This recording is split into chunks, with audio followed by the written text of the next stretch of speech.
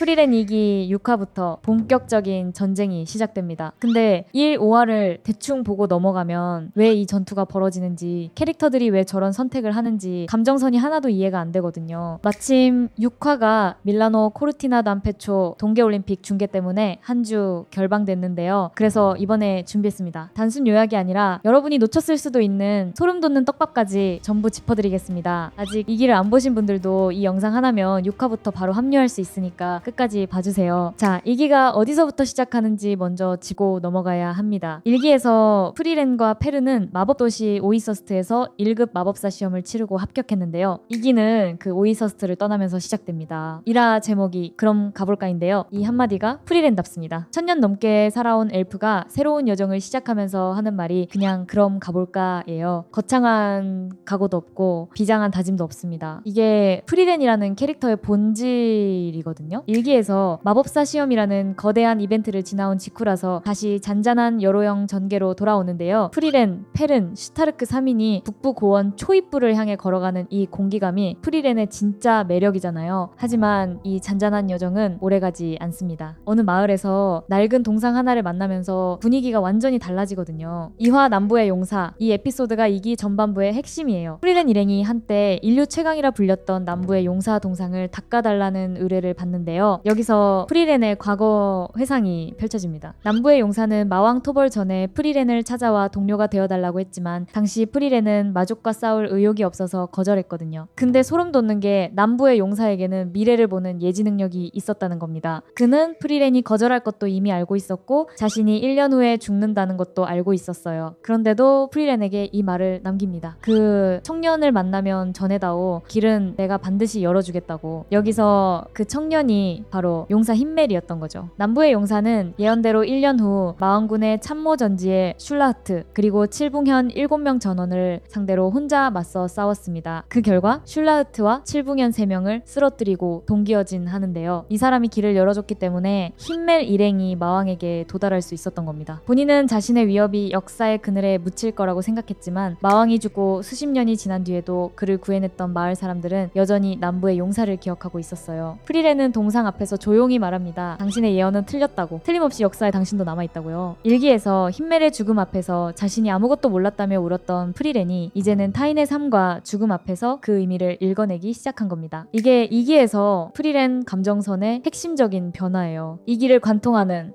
가장 중요한 축이니까 이 에피소드는 꼭 기억해 두셔야 합니다. 그리고 이 감정선의 변화가 바로 다음 에피소드에서 증명됩니다. 3화 좋아하는 장소에서 프리렌 일행은 에트바스 산에 숨겨진 온천을 찾아 떠나는데요. 프리렌이 몇십 년 전에 왔던 온천 마을은 이미 폐허가 되어 있었습니다. 반세기 만에 다시 오면은 마을이 사라져 있을 수 있다는 걸 아직 감각적으로는 모르는 거예요. 프리렌답죠. 하지만 여기서 중요한 건 온천이 아닙니다. 슈타르크가 아이젠에게 들었던 산속 온천을 꼭 찾겠다고 고집을 부리거든요. 단순한 고집이 아니라 스승의 추억을 직접 체험하고 싶은 마음이었는데요. 히드라까지 때려잡고 찾아간 온천에서 프리렌이 한마디 합니다. 이런 쓸데없는 고생이 나중에 가장 웃기는 추억이 된다고요. 1기 1화에서 용사 일행이 끔찍한 기억들을 떠올리면서도 행복하게 웃었던 장면 기억나시죠? 그 장면이 여기서 겹쳐지는 겁니다. 프리렌이 이제 추억의 가치를 이해하기 시작한 거예요. 그리고 온천 마을에서 슈타르크가 페른에게 데이트를 신청합니다. 4화 누군가의 고향은 통째로 이 데이트 에피소드인데요. 그냥 달달한 일상회로 넘기신 분들 많으실 텐데 이 에피소드에서 진짜 봐야 할 건 슈타르크도 페른도 아닙니다. 프리렌이에요. 슈타르크가 데이트 코스를 몰라서 프리렌에게 도움을 요청하거든요. 근데 프리렌이 놀라울 정도로 정확하게 페른의 취향을 짚어냅니다. 페른이 좋아할 만한 장소, 신경 써야 할 포인트까지 하나하나 알려주는데요. 1기에서 인간의 감정을 이해하지 못해서 힌멜의 마음도 몰라봤던 프리렌이 이제는 제자의 마음까지 읽어내고 있는 거예요. 2화에서 남부의 용사의 삶을 이해하기 시작한 프리렌이 4화에서는 가장 가까운 사람의 감정까지 세심하게 읽어내는 모습으로 성장했습니다. 이 흐름을 놓치면 이 기 프리렌의 변화가 안 보이거든요. 그냥 데이트 회인 줄 알고 넘기신 분들은 이 부분 다시 보시면 완전히 다르게 느껴지실 겁니다. 이렇게 무거운 이야기가 이어진 뒤에 프리렌은 다시 프리렌다워집니다. 5화에서 드워프 패스라는 인물과 재회하는데요. 패스는 200년 넘게 전설의 황제주 보스아프트를 찾아다니는 하의 추종을 부러워하는 주당입니다. 근데 사실 프리렌은 이 술의 진실을 이미 알고 있었어요. 보스아프트는 실제로는 최하급 술이었는데 엘프 밀리아르데가 장난으로 전설의 명주라고 석비에 새겨놓은 거였거든요. 프리렌은 패스의 꿈이 깨지는 걸 보고 싶지 않아서 80년 전에는 이 의뢰를 거절했습니다. 하지만 이번에는 페른과 슈타르크가 여비 때문에 프리렌을 밀어붙여서 결국 3개월에 걸쳐 봉인을 풀게 되는데요. 막상 술을 마셔보니 역시 맛이 없었습니다. 그런데 패스는 실망하는 대신 마을 사람들과 함께 나눠 마시면서 웃어버리거든요. 하이터가 예전에 프리렌에게 했던 말이 여기서 증명됩니다. 결과가 실망스러워도 함께할 사람이 있으면 웃을 수 있다는 거죠. 프리렌 세계관이 계속 말하고 있는 메시지가 바로 이거예요. 여정 그 자체가 목적이라는 것. 5화 후반에는 놈 상해령을 방문하는데 프리렌에게 80년 전부터 거액의 부채가 있다는 사실이 드러납니다. 300년간 일해야 갚을 수 있다는 빚인데요. 1000년 넘게 살아왔으니 본인도 까먹은 빚이 여기저기 있는 겁니다. 결국 프리렌이 마법으로 은광 탐색을 도와주면서 해결되지만 이 에피소드가 슬쩍 보여주는 게 있어요. 마족의 공격 때문에 북부 고원의 교역 자체가 흔들리고 있다는 거거든요. 무장 상당까지 운영하는 놈 상회령조차 은광을 못 찾아서 프리렌한테 매달릴 정도면 이 지역이 얼마나 피폐해졌는지 보여주는 거잖아요. 이게 6화 이후를 위한 복선입니다. 여기까지가 1, 5화의 전부인데요. 한 발 물러서서 보면 전반부 5화의 구조가 보입니다. 1화에서 다시 걷기 시작한 프리렌이 2화에서 먼저 떠난 사람의 의지를 이해하고 3화에서 추억의 가치를 깨닫고 4화에서 곁에 있는 사람의 마음을 읽어내고 5화에서 여정 그 자체의 의미를 받아들입니다. 1기의 프리렌은 힘매를 잃고서야 후회를 알았지만 2기의 프리렌은 지금 이 순간을 이해하는 쪽으로 성장하고 있는 거예요. 전투 한 번 없이 5화 만에 이걸 보여준 게 프리렌이라는 작품의 진짜 힘입니다. 그런데 이 잔잔한 일상이 6화부터 깨집니다. 1기 때 아우라편 기억하시죠? 일상 에피소드가